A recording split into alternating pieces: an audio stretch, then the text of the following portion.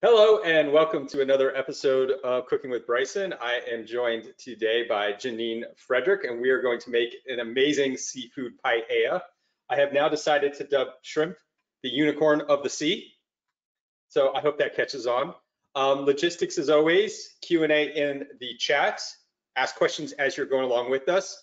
Feel free to hashtag your own pictures of you cooking along your own amazing seafood paella so we can see it and share your thoughts. And today we would like you to donate to your local food pantry. So there are a lot of people out there. These are really tough times. A lot of us have been very privileged during the pandemic to continue to have jobs, continue to be able to work easily remotely. That has not been the case for everybody. And now more than ever, there are a lot of families in your own towns that could really use the help. So thank you, Janine, for highlighting that plight. And give to your local food pantry.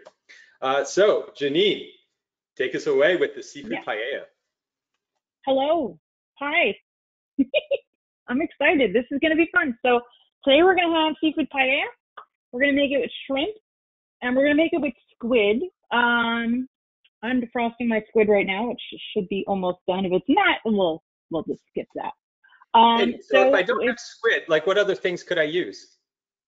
Oh gosh, you could use a whole bunch of stuff. Some people like clams in it. Some people like mussels.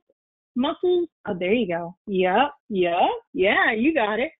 Some people put scallops, but I don't think scallops go well in this. I don't. Yeah.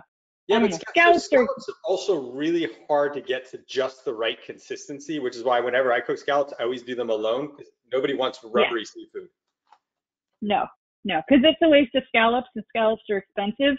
And that's kind of like taking, I don't know, a really nice filet mignon and just burning the shit out of it. It's just like, well, that's a waste. Thanks. That's okay. So, with this dish, the cool part of it is there's different timings, and that's what makes this dish complex. It's not that the methods are complex, and it's not that the ingredients are really crazy. I think the craziest ingredient we have is saffron. But it's that the timings of everything that happens has to happen at a certain point. This is my favorite time management dish, especially for people who struggle with time management. You practice this dish, you'll start getting it down. You'll start being like, woo, I could be at that meeting on time. Yeah. It's good stuff. It works. So I'm going to run in my fridge for a second because I need to get the chorizo out of it. Again, time management dish. So 3 things are going to be happening at the same time while we cook this. One second.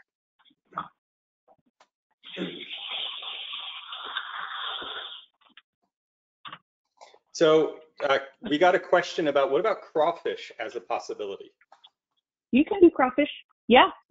So I mean, my theory on paella is very much a down-to-earth meal where the way that they cooked it was basically the order with rice and whatever they had on hand, right? Like we're using we're using chorizo. I mean, you could use chicken. You can use different kinds of seafood. Anything you basically throw together in the proper order with that crusted rice, that base of it, that's paella. Yeah. No, I'm kidding. Yeah. I want it in my belly. All right, lead us. What's next? Oh, hold on. What are you drinking? Oh, I am actually drinking a very cheap table wine. It is Apothic red winemaker's blend. It's great. It's like $10 at my local liquor store, and it's not too bad. It's okay. It's good. It's flavorful. Let's just say it's flavorful. Cheers. I've got a Washington State Cabernet Sauvignon, which I'm also going to be using as my cooking wine in the dish. Awesome. Very, very cool. Very cool. Yeah, I won't be using this except for in me.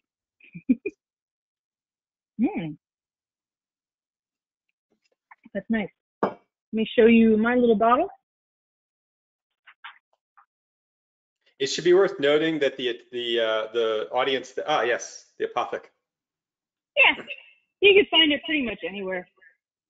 They have a sparkling red too. That's pretty good. It's about 15 price point wise, but it's really tasty. It's the kind of thing you'll drink it, not realize you drank half the bottle.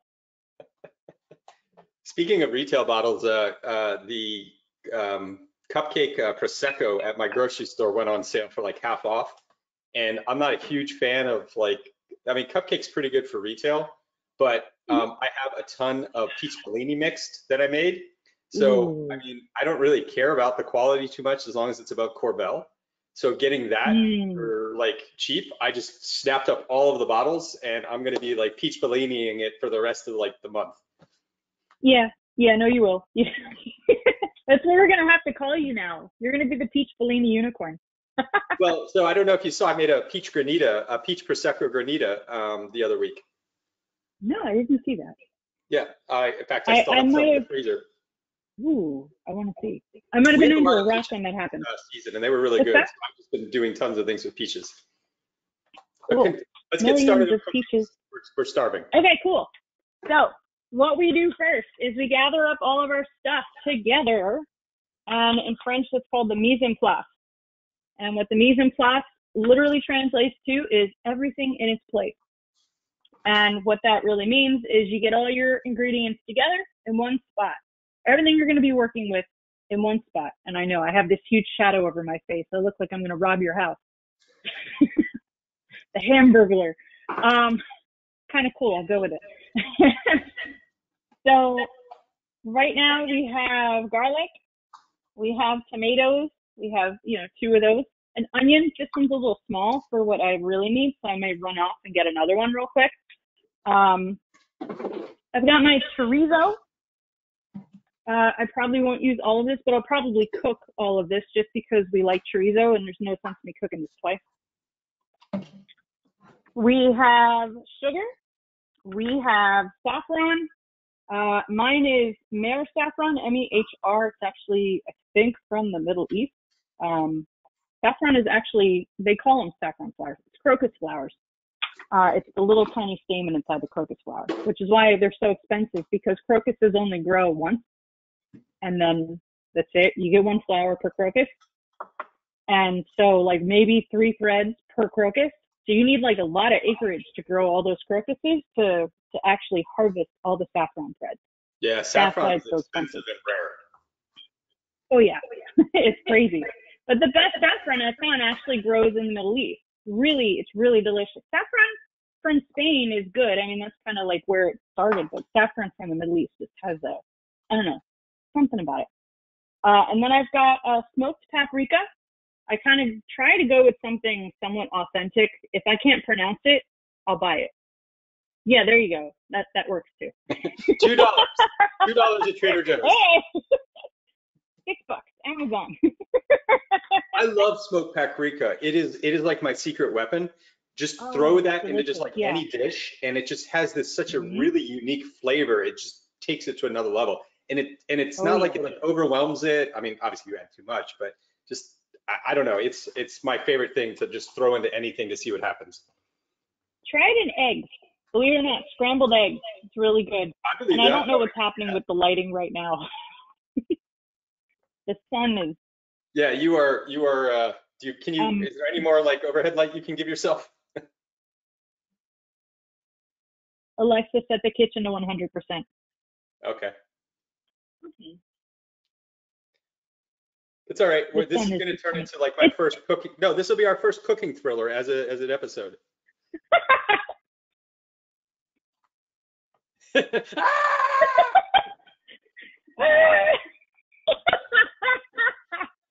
Awesome. But I'm going to get a different onion because this one's too small. One second. I have some lovely. Oops. There we go. This one's much better. Nope, do not eat those onions. Those are bad for you. Boop, boop, boop. Perfect. So this one is a small onion. This one is a medium onion. This one's the one we're going to go with, medium onion. This one's just a little too small. So I've got Vidalia. We got that. Oh, very nice. Vidalias are good too. I just went with like a regular old yellow sweet onion. Vidalia is delicious, so I love Vidalia. Yeah, no, Vidalia was on sale, so I grab them. Hey, there you go. I've got white cooking wine and I've got lemon juice. I use I'll go fancy with this. Yeah, I normally don't waste like real wine on cooking, and I'm not really a white wine girl, so I don't necessarily buy white wine to drink, so I'll just buy white cooking wine. But I'll cook with this sometimes. Or port. Port is wonderful to cook with. You get like a ruby port. Yes. So what we're going to do first is we're going to take our garlic. We're going to take 3 cloves of garlic. And I know what you're saying. If you're anything like me, you're Italian, you know that 3 cloves of garlic translates into 6. With this recipe, though, trust me, you're going to want to stay to 3.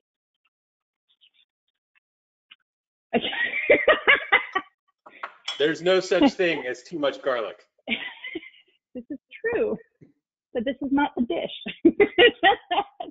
That's good. However much garlic as you want. I mean, if you're trying to ward off vampires, or just make your ancestors proud, then use the entire head. It's totally fine. It really is. So it works. Both situations work. Nona can be not rolling in her grave while your neck is safe from Dracula, all at the same spill there. So what I'm doing is I'm peeling. What got you into cooking? Because I know you are, I think, our first trained chef. Actual trained chef, yeah. Okay, so when I was 16 years old, actually when I was 15 years old, I'm sorry, getting all my years confused, getting old. When I was 15 years old, I was in high school. And I was kind of a nerdy high school girl. And I really, I was very shy talking to boys, and I just, didn't really know how to.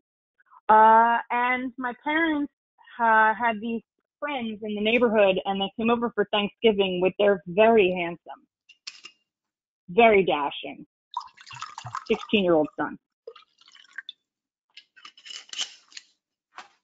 So I got mono. And I got it so bad I had to stay home from school for 3 months. Hold on, did you get mono from the sun? Because it is called the kissing disease. It is definitely the kissing disease. Yeah. I had a happy Thanksgiving. The turkey wasn't the only thing getting stuffed.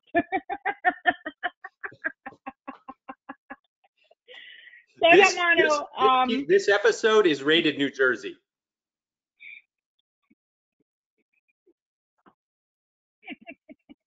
Yeah. Oh my God. So yeah, no, I got mono. I guess you could say that was an STD. And so I was home for 3 months from school, and during that 3 months, I got extremely bored. I caught 2 people trying to rob the neighbor's house. That was cool. So I kind of felt like Kevin McAllister in Home Alone. But when I got bored trying to protect the neighborhood and practicing archery in the basement and accidentally making a hole in the sewer pipe in the house, I started watching cooking shows. Yeah, it's a long story. No. Started watching cooking shows. You remember the movie Ruthless People? Did that have Danny DeVito in it? Danny DeVito, Bette Midler, Judge Reinhold, I can't remember who else was in it, but Gilda Radner, wasn't it? Danny DeVito is, he's rich, but then he's going bankrupt. This is very 80s, late 80s, early 90s. And so he pays these folks. No, he doesn't pay them. It's like anyway, it's a whole thing. But Bette Midler basically gets kidnapped, ends up in the basement, and she loses all the weight because she has nothing else to do. So she watches the aerobics TV show, and she comes out like looking great. And so she regains her self-esteem from a hostage situation in the basement. It sounds like you are the New Jersey version of Bette Midler for cooking. Yeah, pretty much. Yes. I'm only allowed to use one more New Jersey joke, and then I'm done. I promise. You can use as many as you want to. It's New Jersey, after all. Yes. As much as you want New Jersey. New Jersey. You got to pronounce it right. I can't. So it's all good.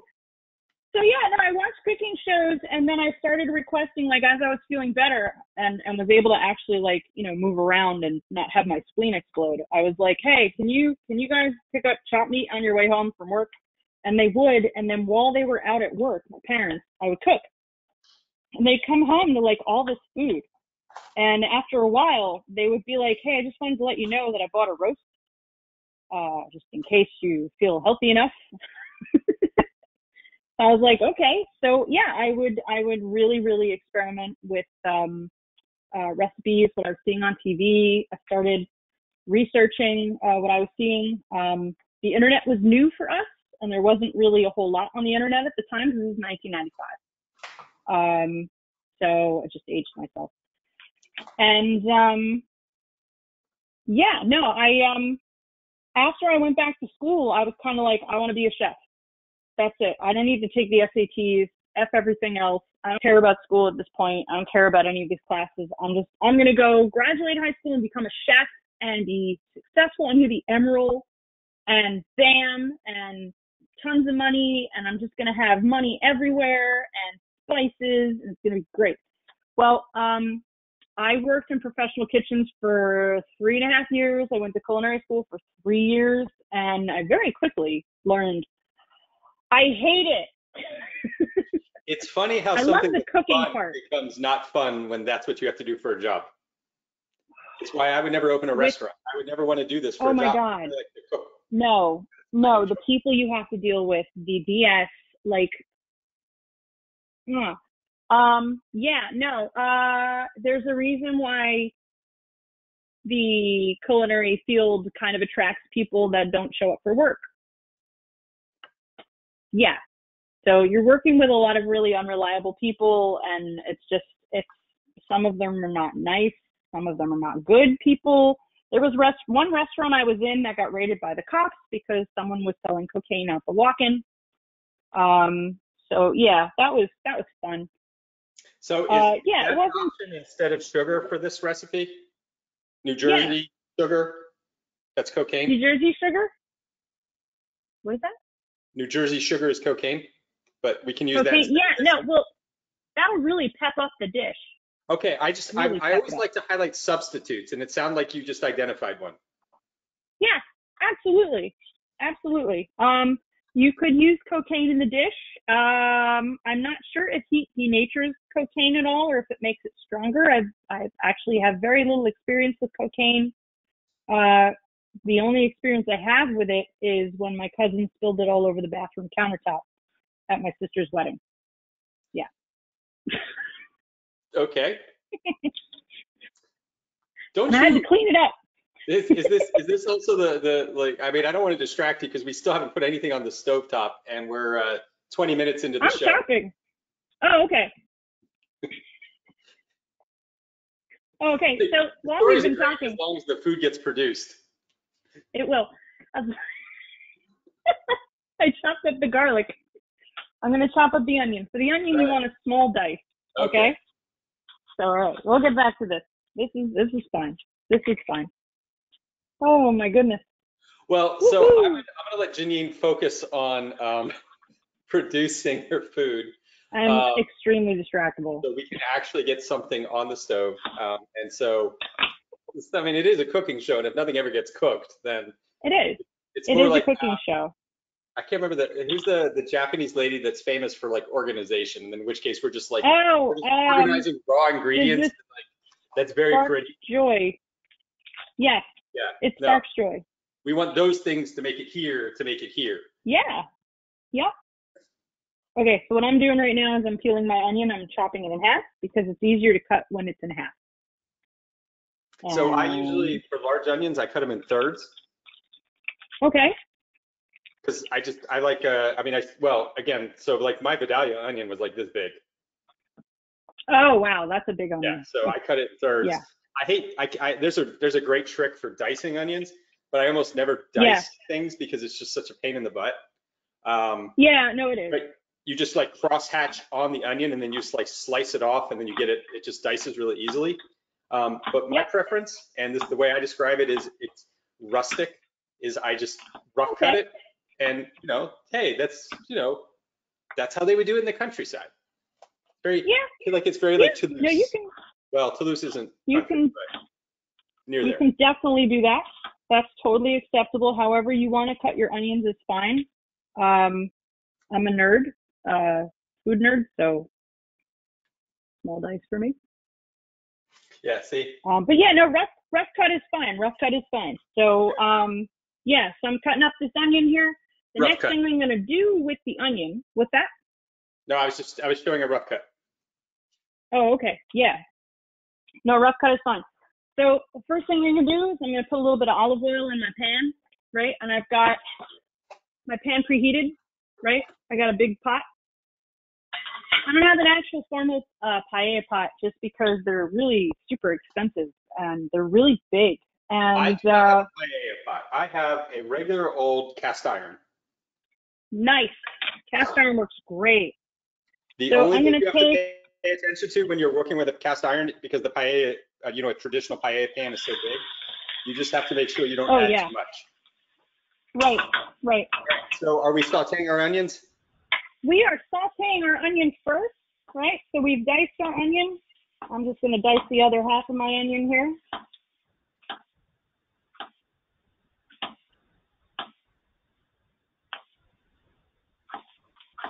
So while you're doing that, I'm going to share Mhm. some thinking that I've had on the show. Okay. And that we aim to just about every single week, except for DEF CON, because I was busy running the ICS Village at DEF CON, and that was 50 hours of my life within a 30-hour time period. Oh my God. It's grueling. Is that the end of December, so the last few weeks of December, I'm going to do two things. One, Okay. I'm going to bring back my favorite chef. And two, I'm going to do a popularity poll and have like a NCAA style bracket of voting to who the best chef is that the audience chooses. Oh boy. So I'm losing, right? You definitely win the most insouciant award so far. You also win for longest start intro to plate to pan. That's all right. It's Wednesday, so it's so good. So while this is sauteing, right, I'm slicing up my my tomatoes, right, and I've got 2 tomatoes, and I'm just dicing them up here. Okay, they're not the second ingredient to go in. The second ingredient to go in is actually the garlic. But right now, I'm going to take. Here we go. This is what I need. Spoon right here. Yeah, so in terms of timing here, you want to get your onions to just that moment of translucent, then throw the garlic in because garlic is smaller. It's going to be smaller, so it's going to cook faster. And then you get both the onion and the garlic caramelized at the same time. Yes, absolutely. The other thing too that we want to have happening. I'm sorry? I knew that, and I never had mono. Yeah, but you didn't have a happy Thanksgiving, let me tell you. No, I also have never had apparently as happy a Thanksgiving as you have. I feel like my Thanksgiving have been much more pedestrian. The highlight of my Thanksgiving out of my 42 years of life is this one time. Mm-hmm. So I have an aunt, and she makes like the richest dishes of all time. Like everything is like really well done and so rich. And so, I was told to bring green beans for Thanksgiving, and I literally just blanched green beans with a little bit of salt, and that was it. And it was the hit of the dinner because everybody was like so overwhelmed with all of the other dishes. Mine was the one thing that was like, this is like a respite to like have my mouth rest. It sounds crazy. And it also sounds crazy. Not crazy like at all. The highlight of my Thanksgiving, but I guess my life has been very exciting in other ways, not around that holiday.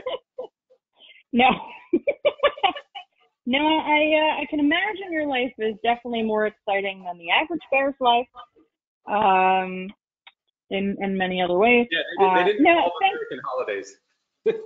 What's that? I said my exciting life did not involve American holidays. No, no, no, no, no. I won't ask questions. I know not to. Oh. So sometimes when you're doing this, it's a good idea to blanch the tomatoes before you slice them up. I don't bother with that because like they render down to like a jelly, so it doesn't even matter. So usually when I think of blanching tomatoes, you blanch them to remove the skins. Yeah, and that's what I mean.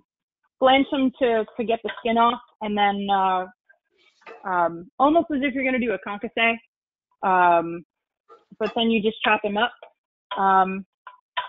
If you want to cheat, you could use a can of diced tomatoes. It's basically going to taste almost the same when it comes out. Just it's going to be a little salty and tinny, but I mean, I prefer fresh ingredients. But if you're anything like most people who, you know, they work an 8-hour day, they're exhausted, their kid wants to show them what they drew, their husband's just like, honey, where's the toilet paper? And then, you know, they're just kind of like, F this. Opening a can is fine. You can do it. It's all right. It's totally acceptable.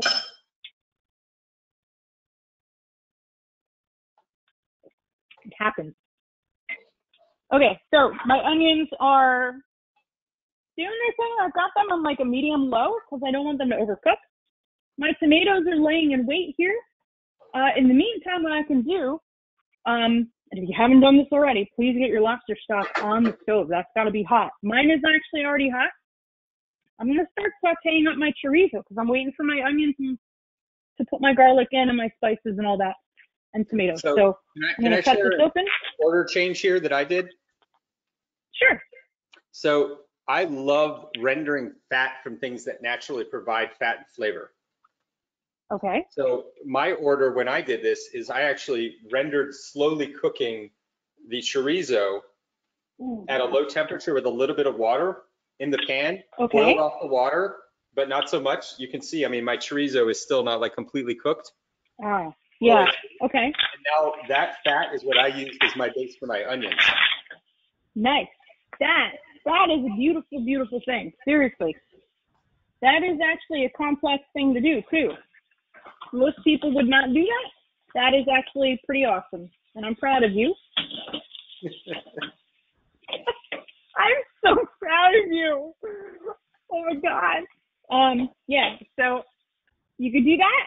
That is amazing. Honestly, cooking anything in rendered down fat, which is basically called confit, is so good. My tongue's out. Yeah, no, that's why I'm very partial to duck and the chicken thighs. You just cook the fat out of it and like. Yes. Oh yes. Chicken thigh is good even without the fat, but yeah, if you like cook down the fat and then you cook the chicken in it. Yeah. Oh yeah. Seriously. I mean, we as human beings, we crave fat. We crave fat because it's our survival food. You know, like we never really evolved beyond walking long distances to tire out an animal for days to the point where we can eat. So fat for us is that powers our brain, that powers our muscles, that powers everything, which is why we crave it so much. So even though we're very sedentary now because we can just go to the grocery store for anything we want, rather than having to walk long distances and tire out an animal, we're still consuming the same types of foods and still craving the same type of foods because we haven't been sedentary long enough for our evolution to change and to catch up with that. Which is why, personally, that's why I think we have a lot of obesity. Not just the sugar thing. It's just, in general, we're kind of off balance. We're not doing what we're made to do over the last 100,000 years. And that's fine. We've advanced. Our bodies are just taking their sweet ass time catching up to that. So, okay, my onions are just about translucent here. I'm going to add my garlic in, right?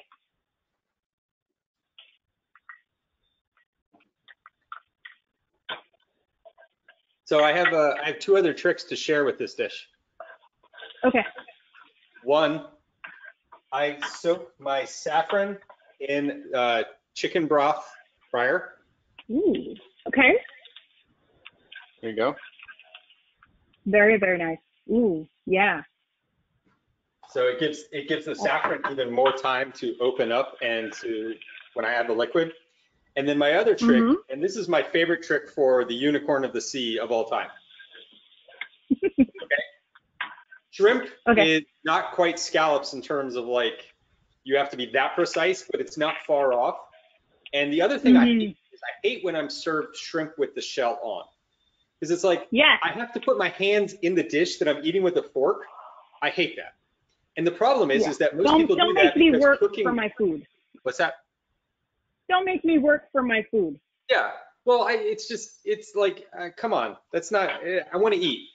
And the reason that people keep the shell on is because it helps retain the moisture for the shrimp so that I'm still getting a moist shrimp. But again, I don't want to put my hands in my food that is hot and like is on a plate. Unless it's like, you know, a Cajun style where it's thrown across a bench and you just eat it, everything you're picking in that. That's fine. Right. But on my dish at my dinner table, no. So what I do is it's a little bit more than a blanch. So I will cook the shrimp in the shell.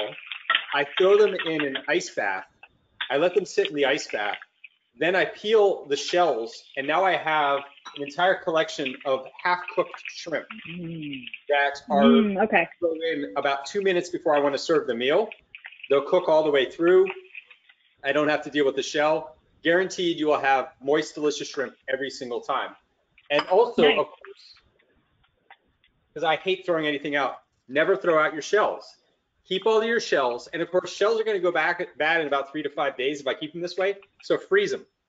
Put them in the freezer in a bag, and you now have the best stock to build from for a shrimp bisque. Absolutely. Absolutely. Yeah. And in the restaurant business, that's exactly how it works. Nothing is wasted. Nothing.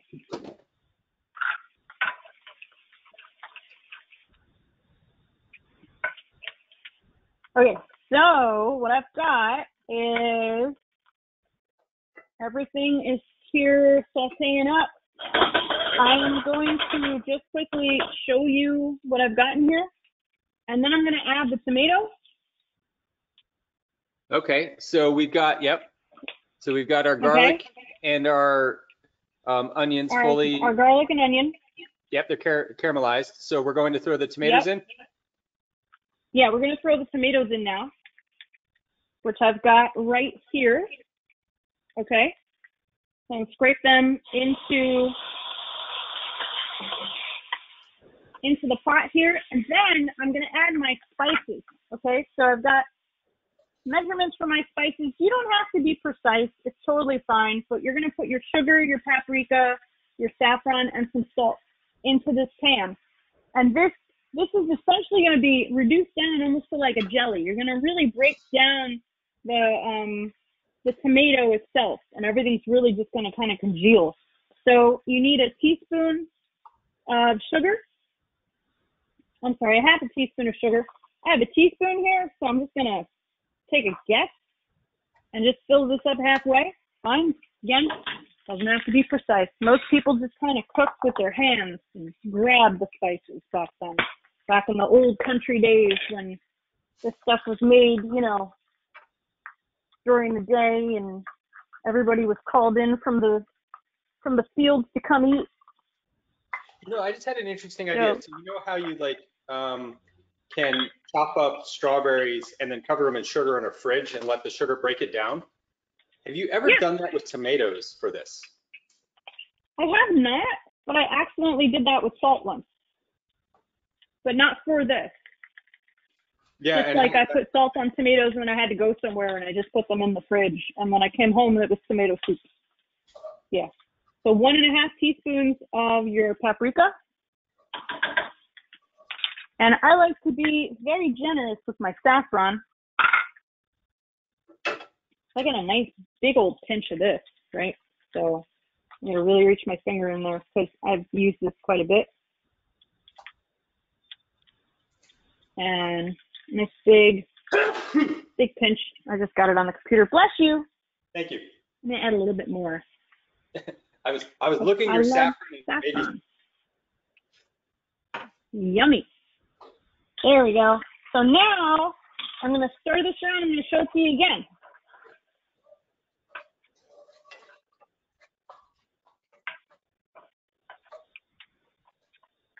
And while that reduces down, we're going to prepare our shrimp, get that ready to go. I know you've already done that, Bryson. I know that you have a lot of stuff already prepared in your mise en place. I do not. My day was a little nuts, so everything I wanted to sneak away from my computer and do, I couldn't do.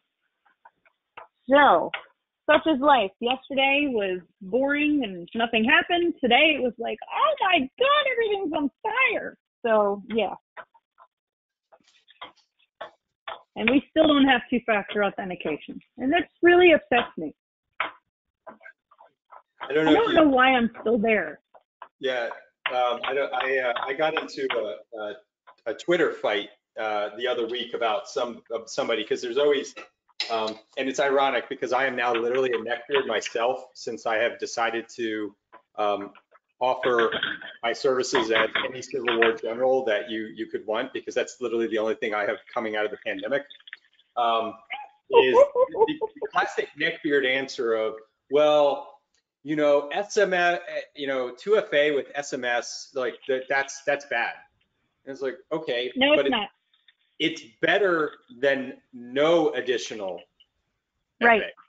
And yeah. Like, no, yep. It's work. I was like, how could it possibly? A condom in a whorehouse is better than no condom in a whorehouse.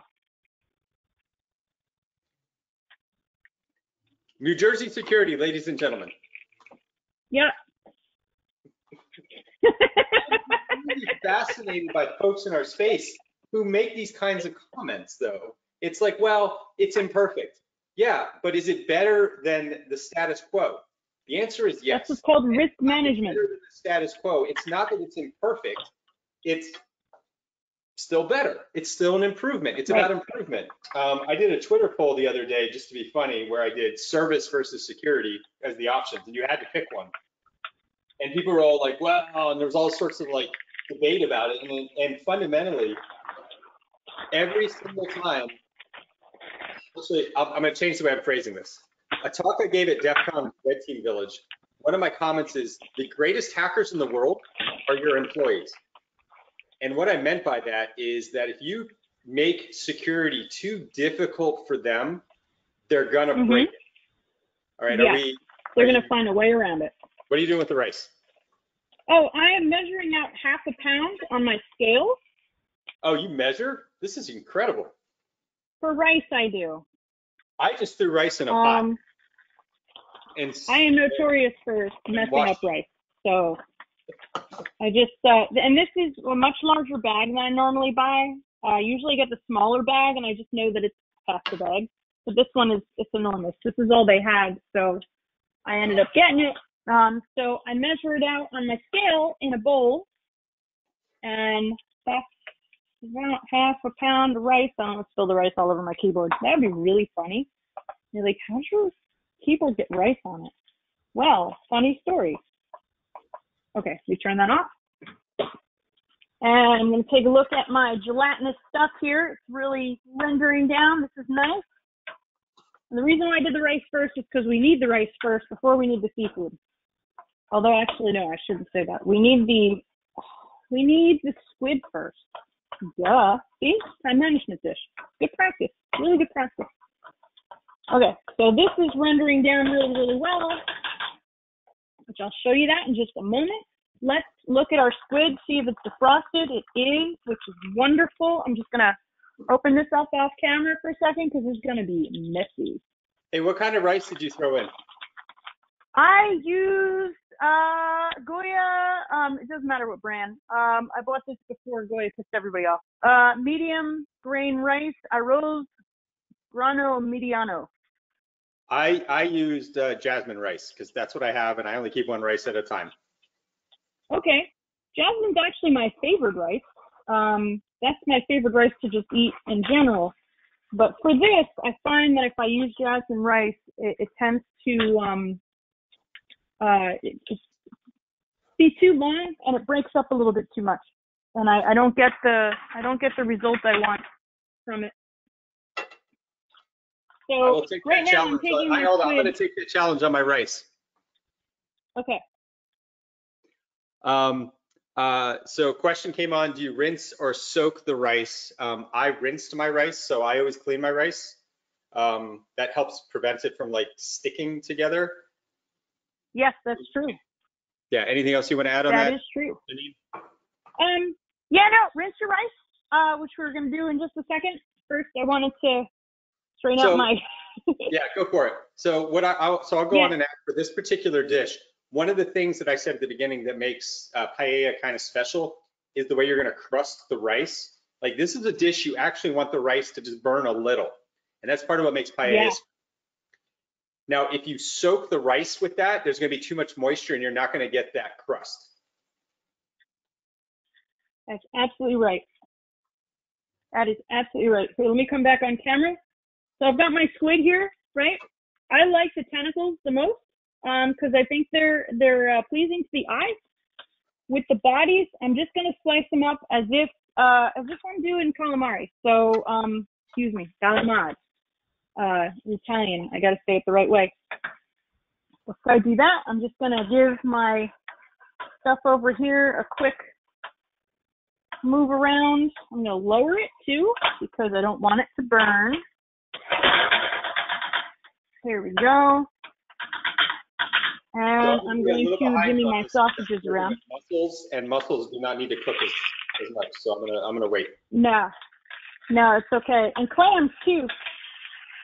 The clams you want to put in, if you have clams, you want to put those in when you put your shrimp in. You're gonna place them like this inside, in the rice, and then you're gonna cover it if you're putting clams. You might even want to put the clams first and just have them sit with the cover on. They're going to open up. Don't open that lid till they open up. After they open up and they release all their juices into the rice, and you take them out, and then you put your shrimp on top. So right now, I'm cutting up the squid. Again, we just want rings for the body. Oh, fucking sorry. I got splashed by oil. And the tentacles, you can just keep the way they are. What's that? Where's your apron? Where's my apron? Protect yourself. Yeah, I know. It splashed my hands. It wouldn't have mattered. My apron's in the drawer, though. I think. I don't know. My daughter takes it out, and then she dresses up with it and puts on a boa and walks around the house and says, "I'm Marilyn Monroe." It was strange. Now all this squid is going to go in that pot, and then I'm going to show you what it looks like.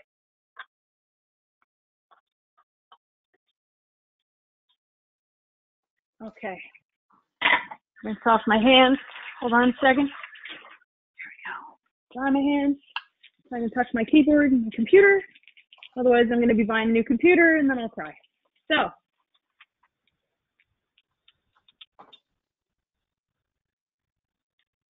All right, there you go. That's that. This is the chorizo. I'm cooking the chorizo nice and slow. I want it to cook nice and slow. So now with this, we just kind of stir this up. We want to partially cook our squid in this nice hot pot. I'm going to raise the heat again.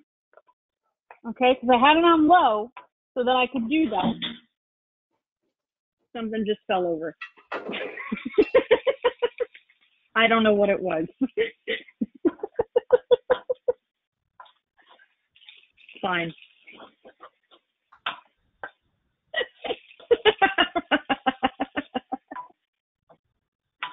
Welcome to my life. We're now on to the episode where we are on to the second glass of wine.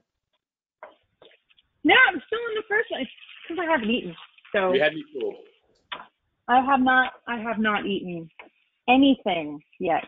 I had lunch. That was it. And then my day was like, off the rails, Janine. Oh my God. So trying to walk away to eat was kind of like walking into a bear trap, because I knew that if I left my office, my daughter saw me. She'd go, "Are you taking a work break? Can we play now? Can I show you this new app I found? Look, Mommy, look, we can get the Barbie Village for $80.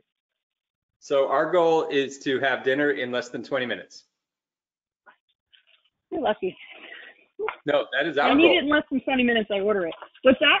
No, we have 20 That's minutes. our goal? Less than 20 minutes from here. It's okay. No, we can do that. We can totally do that. All right. So my squid is partially cooked, and this is good, right? So I'm going to show you what that looks like, so you can see what you're going for as far as the squid goes. And then we're going to add our rice, and then we're going to add our liquid. Before we add the rice, we just want to give it a quick rinse in our thing. You know, this thing. It's full of squid right now. Let me actually pick them out. There we go. All right. So I'm going to rinse my rice real quick. Before I do that, I want to just show you guys what it looks like in the pan. Okay. So you see that the squid is partially cooked. My sausages are still going. And my lobster stock has been kept warm. I've got 5 cups of lobster stock. I'm going to turn it back on real quick. It's been kept warm. It's boiled. Stock, you can use chicken stock. That's what I'm using. You can totally, yes. And almost nobody can find beef lobster stock. That's not a normal thing. No, well, I know. I'm sorry. So I rinsed my rice real quick. Just get the. I even tried to get lobster at the store so I could render stock from it to do this, and there was no lobster available. Oh no! Oh my God! Jeez. Okay, so now I got my rice rinsed out. I'm gonna put the rice right in here, and I'm actually gonna saute a little bit here. The rice. This is gonna bloom the rice. Blooming the rice kind of opens up the rice. I'm sorry? No, the rice will toast a little. So yes, we're basically sauteing rice directly. Yes. Yeah, well, I mean, it's going to mix together with the liquids that are already in the pan that came out of the squid and kind of reinvigorated the mash that we have in there that's made of tomato and spices and onion and garlic. I like that. A stir. My rice is getting reinvigorated. Yeah. Dun, dun, dun, dun, dun, dun, dun. Very good. Yeah. Sorry, I know that's loud. I have one of those happy stovetops where it's all just one level, just like straight across bars. Okay. So while that does that, just kind of toast a little bit, we're going to rip the tails off our shrimp. I bought my shrimp deveined and peeled that just has the tails on. I'm going to rip them off because I don't want to be bothered with having to deal with it tonight. So this is what you're going for, okay? Just a nice peeled shrimp. If you have tail on shrimp, pinch the tail right here, right before you get to the frony part, right? Pinch it, pull. Shell comes right off. If you have a shrimp that you need to peel itself, try and rip the legs off and then come underneath with your finger up across the top, and that will actually peel the entire peel off the shrimp. Then you get to the tail and you do that part where you pinch and pull and the tail comes off. When you start working in the restaurant industry, that is a fluid motion that you end up learning how to do. And if you don't do it right, someone yells at you in 5 different languages for 20 minutes and then tells you to go clean the walk-in. So you get to learn how to do that really quickly. Because my rice needs it. Yeah. I'm going to peel my shrimp. I have about 20 shrimp here. These are 21.25. 21.25. 1820s are the best, I think, for this. But the store was sold out of them. I love the bigger shrimp because less peeling. All right. So, oh, yeah. So I can cover my rice now and just let it cook? Yeah, have you added stock to it? Yep, I just added my stock and water after I let it saute for a bit. Okay. All right, mine is sauteed, and I am now going to add my stock, lemon juice, and white wine.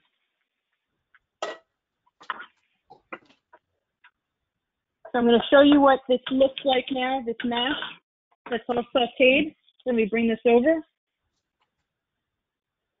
Right? Okay, so I'm going to even it out, spread it out even. I'll keep my squid in there.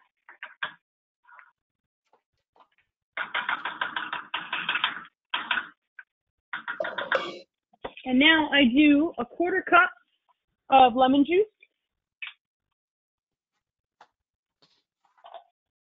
So this is interesting. I usually do my lemon juice more toward the end. Oh, I like mine to cook into the rice. Everyone's got their thing. You know, I've heard people, splash it at the very end. That works too. I do 3/4 of a cup of white wine. 1/4. I might not have 3/4 of a cup. I'm not sure. Coming out very slowly. Oh my God. Ridiculous. Pour faster. Look at this. It's like an old man peeing. Come on, we're eating. We're not eating yet. All right, 3/4 of a cup of white wine. Here we go. Another restaurant thing, clean as you go. You'll be so happy. And now, stock. So I'm going to take the lid off my stock. I boiled 5 cups. I only need 4 of it right now. So I'm going to turn that off. And then I'm going to ladle in. Where's my ladle? All right, my ladle's missing. I'm just going to pour it in then. Fuck it. Here we go. Hey, let's turn this. You can watch me spill it all over the place. It's going to be awesome.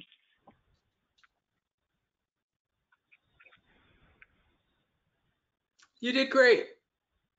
Yay! There we go. That's about 4 cups.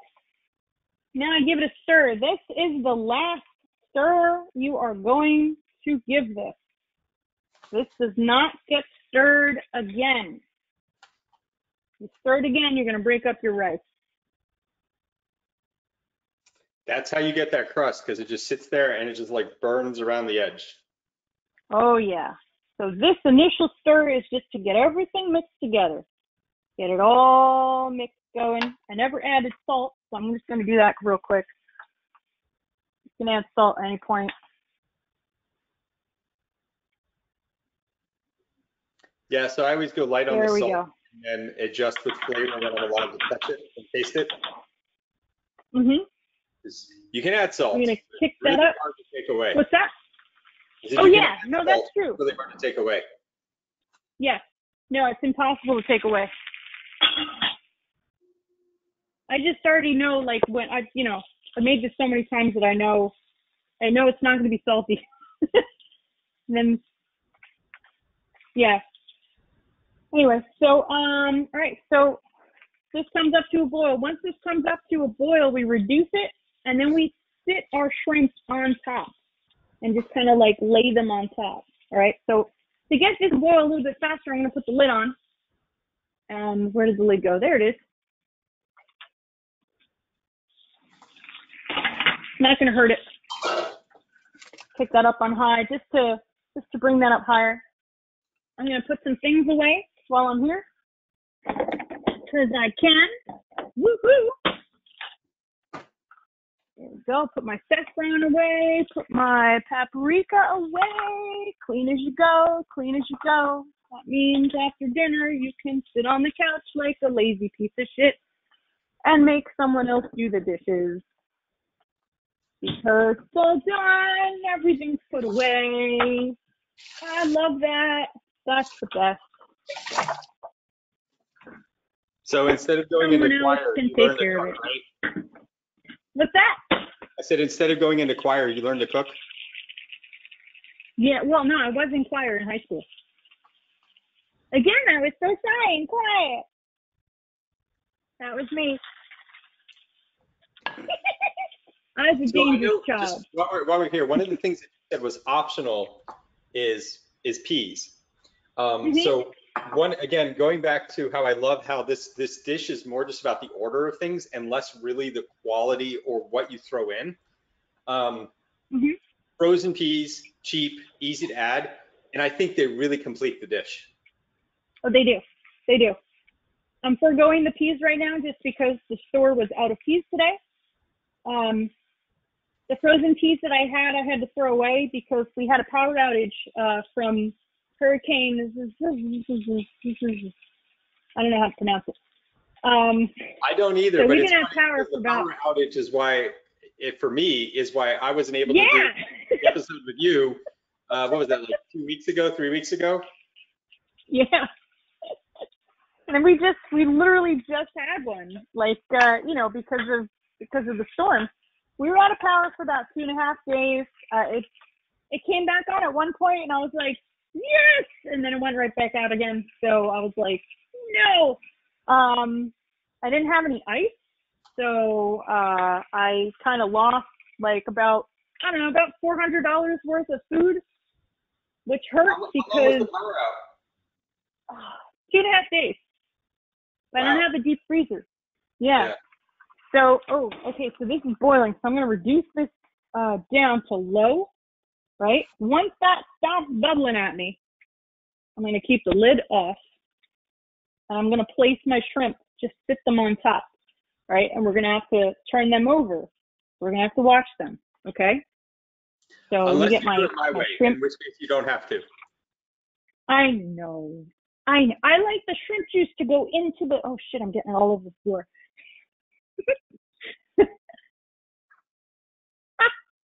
Never mind. We placed them. Stop dripping on my feet. I'm going to have to really clean this floor when this is all over. So I won't be able to be a lazy piece of crap on the couch tonight. But that's okay. It just means I do it tonight instead of this weekend. Floor cleaning day is typically Saturday.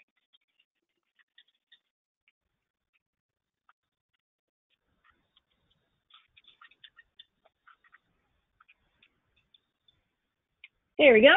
Okay, so this goes into the sink.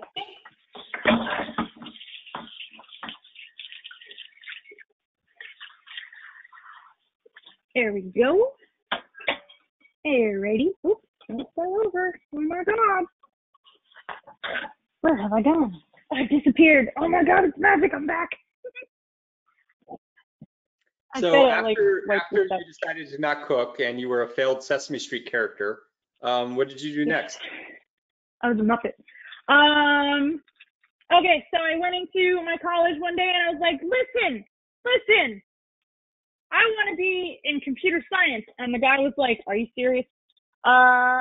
And I was like, no, I'm serious, because every day I would go home from the restaurants. No one's awake when I got home, right? So I watched every movie in Blockbuster. Blockbuster Video was like it. I had no social life. I would get home from the restaurant 2 o'clock in the morning, watch a movie, go to sleep, rinse, repeat, do it all the next day. Watched everything in Blockbuster, started messing around with learning how to do HTML. Started making web pages, started learning about how the internet worked, started breaking the computer and then fixing it. And then I decided, hey, I like this better. This is really cool. So yeah, I enrolled in computer science in my local community college, and then dropped out to get married, because that was a good plan. Did you meet him at Thanksgiving? No, on a job interview. Wait, what? wasn't interviewing me. Oh, okay. He was the graphic artist. He stole my resume off his boss's desk to get my email address to send me an email because he thought I was pretty, which I didn't mind because I thought he was cute. Now, I know in retrospect that sounds completely creepy. But you have to understand something. My husband is like, he does not take risks. He does not do anything like this. He did that. He got caught putting the resume back on his boss's desk. And his boss was like, good luck. I hope she emails you back. And I did. We talked on the phone for like a month. Like, we were old fashioned. It was crazy. And then we went on our first date, like I think it was August 19th. We went to the Clearwater Festival in Asbury Park, and we went to go see his friend's band play.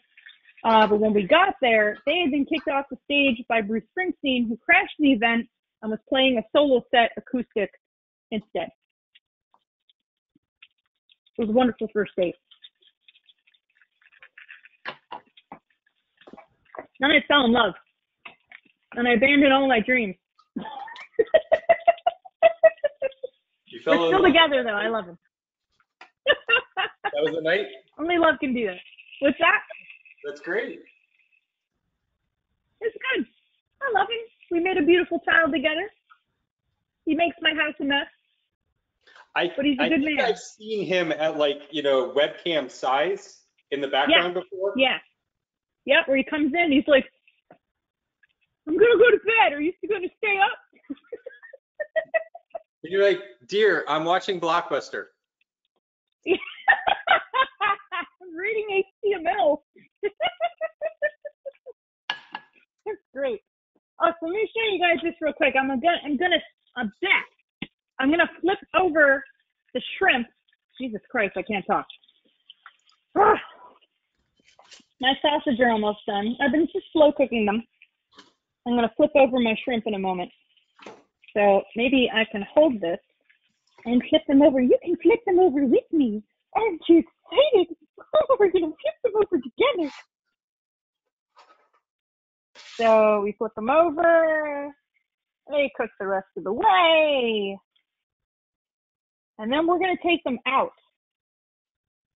Once they are fully cooked, we take them out. We return them back to the pan at the end, because if you leave them in there for the duration of time the rice needs to cook, they will burn. And you will have paella with crap in it. And nobody likes paella with crap in it. I'm going to actually bump the heat up on this just a little bit more. It's cooking a little too slow for me. I recommend my approach. I know. But then you don't get that delicious shrimp juiciness, like dripping into the, just melding into the rice. Still do. It's there. Lies. No, I'm kidding. Not lies. Everyone has their way. Kitty, what? Oh, it's 8 o'clock. You want dry food. Can you just wait? Just wait. Give me like 10 more minutes. Okay? Yeah, we will be done in 10 minutes. We're about 10 minutes out. Yeah, we are. Yeah, I mean, we're really on the home stretch here. So, like, there's nothing else to do except for, take the shrimp out, cook the rice the rest of the way, slice up the chorizo and add that back in. That's it. If you want to add your peas, you add them now. Kitty, I'm trying to film. Such a demanding animal.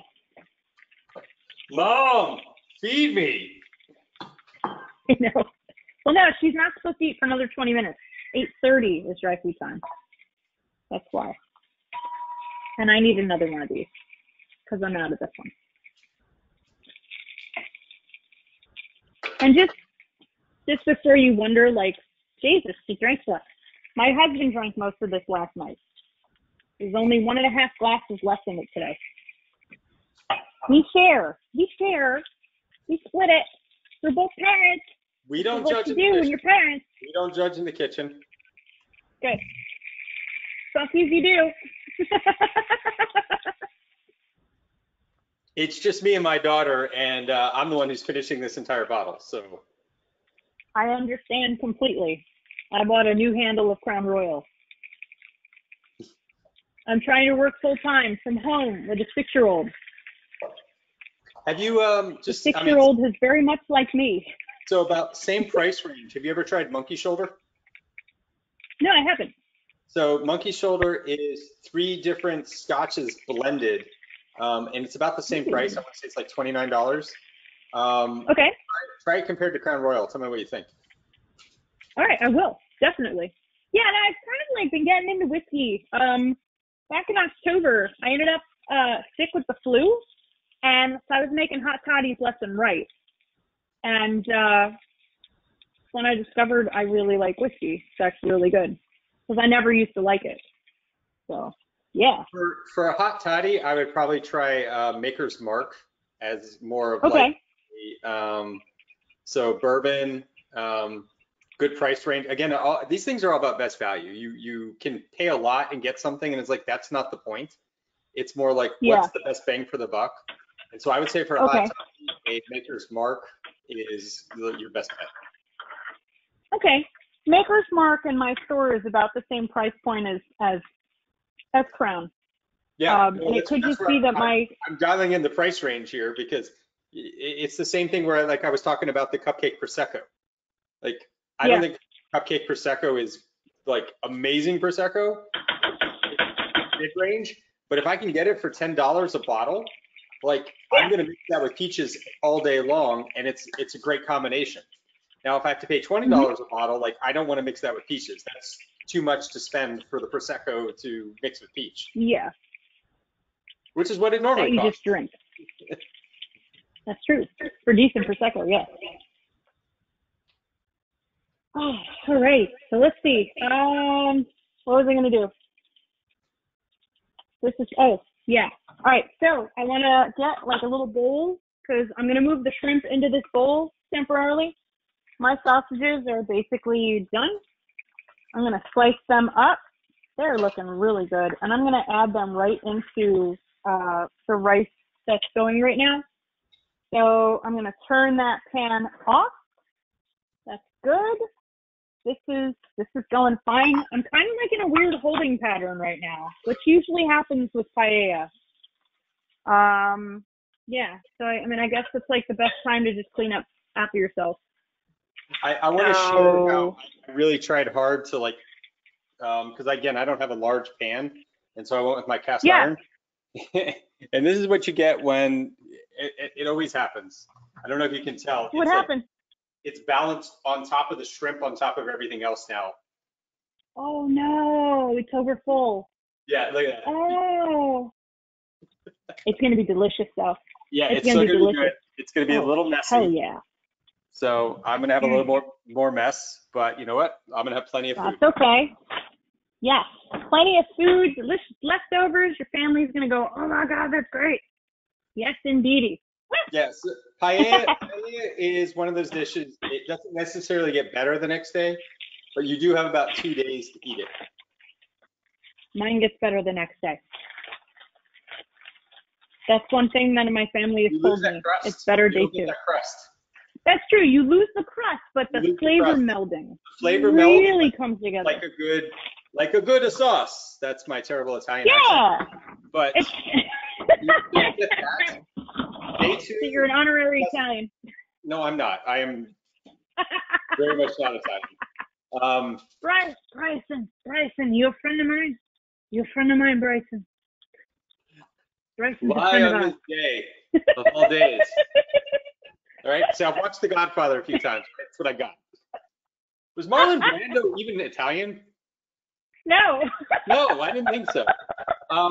But anyway, so you lose the crust. The flavors for this, you got a wide range, but because with the saffron's not persist as long as like a traditional Italian dish does. Like, I mean, you think about like a traditional like Italian sauce, you've got a few days where that can just like work its way out and it just gets better and it gets better and it's better. Paella past day 2 is not going to do that. And I'm not even talking about the crust. No, not past day 2. Flavor fades. Yeah. Yeah. No, absolutely. I agree with you there. I definitely agree with you there. All right, so now what I'm doing is I'm taking my shrimp out, right? So when they curl to about this point, they're done. Don't cook them anymore. If it cold too much, you overcook them. So like this guy right here, I'm gonna grab him. Let me see if I can grab him by the tail so you can see what I mean as far as his curl goes. He's still big and plump. He's perfect. The reason why he's perfect is because he's gonna carry over cook. The heat that's inside him is gonna keep cooking him. If you don't pull them out when they're like that, they turn to shit. And you might as well just throw them in the garbage. They turn rubbery. They definitely turn rubbery. They get this weird texture to them that when you bite into them, it's like eating sticks of paper. It's like, ugh.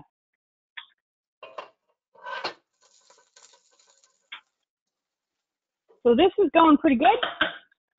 Again, I'm not going to stir anymore. I don't have to stir anymore. But what I am going to do is I'm going to slice up my chorizo, and I'm going to just sit that on top now and let the oils and the juices from the chorizo drip into the juices that are cooking the rice.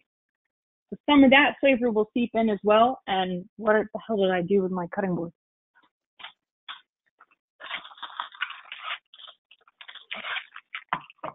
I don't know what I did with it. So we're going to use the cheese board. There you go. So we take a chorizo, we take the knife. Take a chorizo out of the pan, you put it on the cutting board, right? I'm going to show you. I don't know if I can actually show you. Here you go. Yeah, you can see this. You can see this. This is good. All right. So now, with my approach, doing it to start, yep. you can actually slice it after you've rendered it and then back. So sorry, go on. Cool. I was just sharing how I did it. No, it's okay. I slice it on a bias, so it's kind of on a slant, right? That's going to give you something that I think looks really, really nice. Very simple. Pull it with your tongs, not too thick. Again, you don't need giant chunks. If you don't want to do a bias, you can do coins. It's totally fine. But I tend to prefer bias because I think it just looks a little bit better. So you kind of get more surface area of the actual inside meat. And then that drips into your liquid pretty well. So I'm going to move this. I'm going to just kind of like place these right on top here, one piece at a time. Don't mind my pajama shorts. I'm in perpetual pajamas. It's COVID.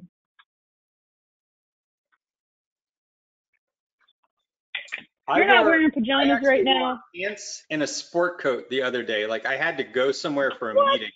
Oh no, that sucks. 5 months. I haven't worn a sport coat in 6 months. It was a strange feeling. Yeah. Yeah. Yes. Yeah, no, it is. It totally is. I am not looking forward to when I have to actually wear clothes again because I know they won't fit right. You know, you could always come to honest. Yoga every day, and we do HIIT workouts. I really need to, honestly, because I just had blood work done, and I know I wasn't going to talk about blood work, but yeah, you said you weren't going to talk about this on the show. No, I wasn't going to talk. Okay, so I'm just going to talk about the results. My cholesterol was a little high. Let's just stick with you're going to do yoga and you're going to come and do a HIIT workout. I'm gonna do yoga and do the HIIT HIIT workout. High intensity interval training. So it's cool because the workouts are 10 to 15 minutes. They're fast. Okay, cool. That works for me. Right now we do them every Wednesday. So we do the HIIT workout at 4:30, and then after that we do a happy hour Zoom. So it's like do the workout and then you get to drink a beer. It's like, you know, the pandemic version of Tough Mudder. Okay, cool. I like that completely. So I'll throw you on the list and okay, come and join us. Please do, because my butt needs like movement or something. I tend to default to eating cheese and meat, and then I don't move, and I don't want to die at 56. So yeah, I need to exercise. Also because my body has basically reduced itself to crap in my opinion, when I was younger and when I was in culinary, when I was in the culinary field, because you're so active, you're doing things all the time. When they say clean out the walk-in, Janine, because, you know, it's funny to make you go clean out the walk-in. You're lifting 25-pound containers of mayonnaise. You're lifting 50-pound sacks of potatoes. You're jacked. I look like Linda Hamilton from Terminator 2. Right now, I look like the sack of potatoes I used to move from one side of the fridge to the other. So yes, please include me. Please. I will add you, and we will see how enthusiastic you are after a workout. I'm going to hate you. We have fun. It's a group thing. Okay, good. It's a group of people that hate you. I'm just kidding. I don't think anybody hates you, actually. I mean, I have been compared to a high school principal in some of these. There was something really bad in the bottom of this bottle. No, seriously. So it's a community of us. We all do this together. We all know how difficult the pandemic is for everybody. I mean, again, donate to a local food pantry to help families that are struggling. Those of us who are well enough to have jobs and to have a stable life, we're still psychologically struggling. Personally, I have seen people over the last few months confused, angry, scared, lashing out in all sorts of strange ways. And so that's where it's kind of our own little slice of like, hey, exercise produces endorphins. And there's a community spirit where we're all doing that together. So that's all there is to it. And yeah, I mean, I have a little bit of fun as the instructor, but it's all about just having a good time and taking care of everybody. I'm into it. I'm definitely into it. I need endorphins, honestly. Like at the beginning of this, I was like, I'm fine. I'll be fine. This is going to be fine. And I was, take charge, do all the grocery shopping, take care of everybody. Everybody's good. Boom, done. Had it covered. It is starting to chip away at me. If you can't take care of yourself first, you can't take care of anybody else. No, you're absolutely right. You're absolutely right. Yep. All right. I think my paella is getting almost to the point of being served. Nice. Mine is almost done. My water just needs to reduce just a little bit more. Let me see. Actually, let me move this. Water. I can feel that crust really sticking. Yeah. I don't even think I need any more stock. I think this just has to just cook out a little bit. So I'm going to actually kick up the heat a little bit. Yeah. And then it'll be done. But it's for all intent and purposes, it is done. So just going. I don't want to stir it, obviously, because I said, don't stir it. Yeah, so if you look almost at there. I'm working around, I'm kind of working around the top and just pretty much making sure I get an even heat on the meats, the seafood that we put on top. Right, to re-energize it. Do not break the crust. Don't break trust, No. Don't break crust. Paella. Zero trust, lots of crust. There you go. So after you got tired of watching a Blockbuster at midnight when you got home, that's how you moved into IT. Yeah, I just started playing around. I would go on AOL and I'd be like, how did they make their text all colorful? I want to do that. And then I'd be like, how did they make websites?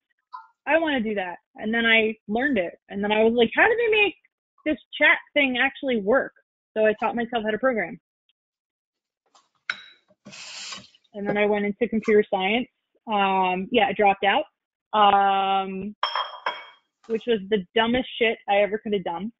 I'm now in college again. Oh my God. Trying to finish ever so slowly while I work full time, raise a family, maintain a house, and I'm taking SAMS courses. So there you go. It's a lot all at the same time. Really a lot. I don't know how I haven't tried cocaine. I really don't. This is not the show, okay? I would probably die. I would be the person who would be like, oh God, I'm dying.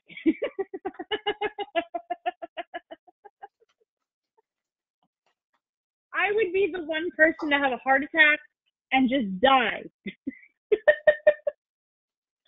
That's why I don't mess with drugs. Just no thanks. Not Just for say me. no. Just say no. Just say no. Unless it's prescribed to you by a doctor. No, I'm kidding. A friend of yours reminds you this is a family network. Wait, which friend is that? Our friendly house elf. Oh my God! Yay! Yeah. By the way, Love you, house Kelly. elf, I would love to have you on the show, and not as in you need to feed the Hogwarts mess hall, but like for you to share something yourself. I'll be following up with you. Yes. I want to watch. And I want to cook along. Woo! Oh, this is almost done. I'm going to show you guys what this looks like. It's Yeah, amazing. Oh my God. I'm not done here too. Oh man. So you can Reduced still have a little bit down. of liquid, because once you serve it, the liquid just kind of blends in when you stir it up, because you've let yeah. that crust form. Yep. Yep. The other thing too is it just kind of dissipates. You know, kind of like when you're making, do you ever make those noodles and sauces in a bag? And they're like, you know, cook it and then let it sit for 5 minutes. And then 5 minutes later, it's like, oh my God, it looks like Alfredo. It's not, but it looks like it. That's kind of like what this does. So exciting. I can't wait to eat this. I've been looking forward to this all day. All day. I know, I just looked really crazy right there. Okay. I really am. I'm the good kind of crazy, I'm the fun kind. Yeah. So I'm gonna tease you. Remember how when we were planning this episode, you told me this would take 30 minutes? Yeah. I'm sorry. I told you it would take No, longer. I told you, I was like, when you trust me, when you get going, you start talking, you start doing this, it'll be more than 30 minutes.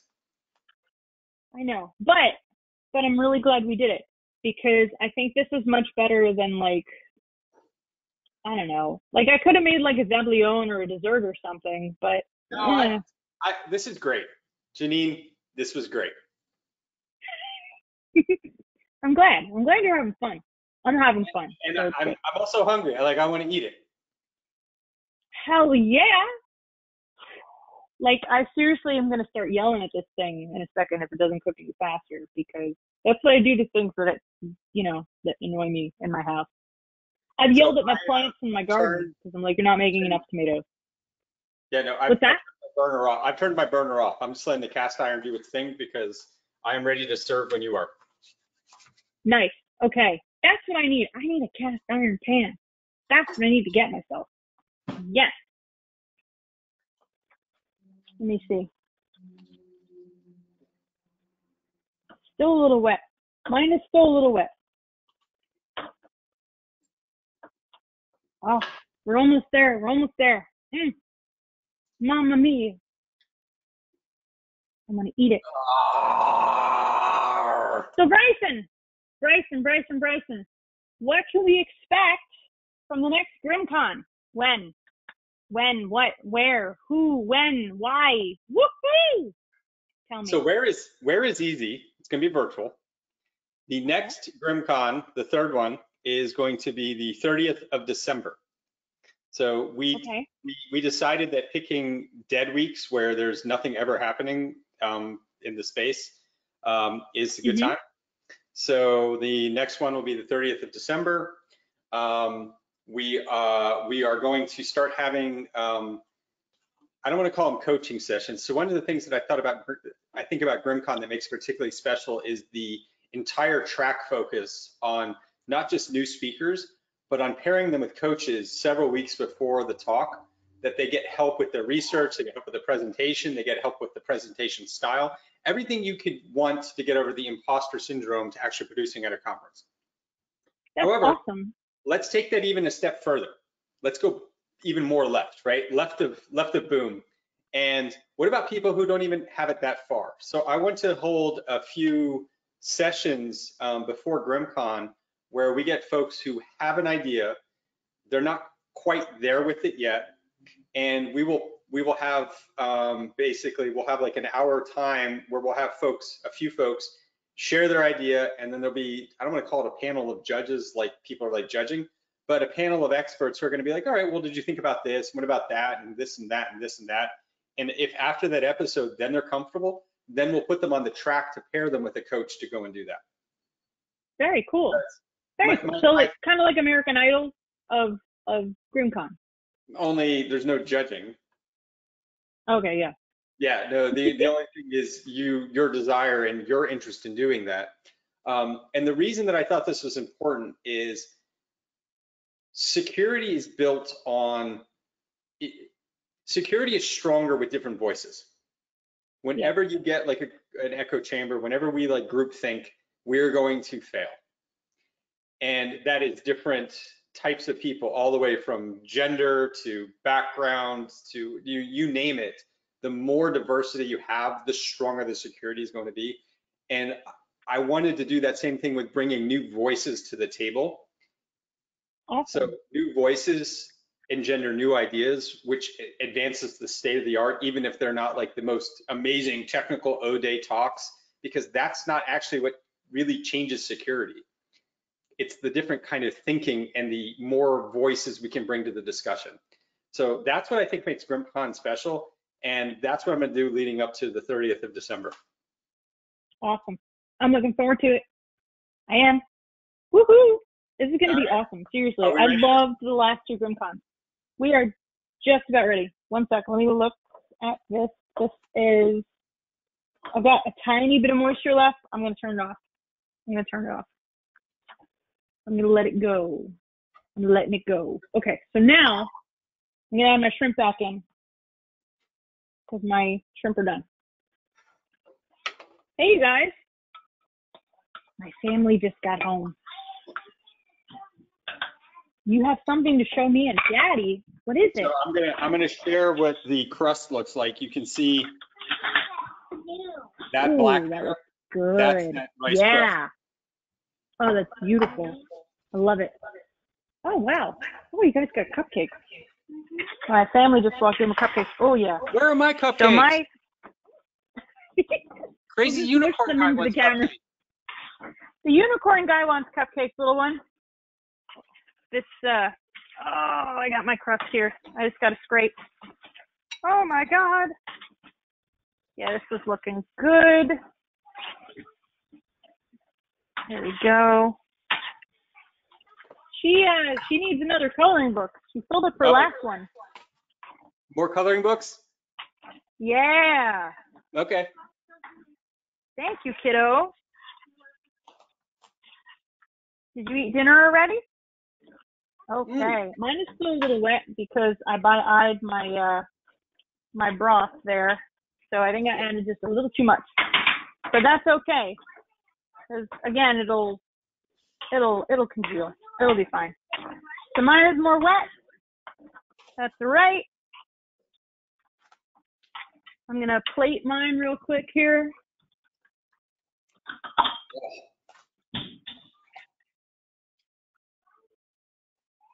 I'm gonna steal a shrimp. I'm gonna steal a unicorn of the sea. Oh yeah. Woohoo! So if you want to be fancy, one of the ways that I'll finish mine is with fresh parsley. Oh yeah. I do not have fresh parsley right now. Again, everything in the fridge died. So instead, I'm just gonna show you. All right, are you ready? Yeah, so yeah. We do. Hold on. We do our. This is our. Reel at the same time. Yep. So you're gonna hold it up, and this is where I capture our shot for both of us. Okay. Ready? Nope. Get your face in there. You got to smile with it. Ready? There we go. Cool. All right. Janine. Mine looks like a bowl of baby shit. It hasn't. Thank you for sharing New Jersey with the rest of the world. Welcome. Thank you for sharing your humor and your seafood paella recipe. This is Mwah. going to be delicious. Thank you. You're welcome. Donate to your local pantry, food pantry. Yes, please, please do. Please do. You'd be surprised who needs right now. Even the people you don't think who do. They just don't say they do because there's usually stigma involved and people don't like to admit it. But right now, it is tough. There are a lot of people out there who, you know what, it's hard for them to even just buy pasta for the family, and it's rough. So yeah, please do. Your local waitress, the lady who used to do your nails, whoever, just please take care of them. Thank you. You're welcome.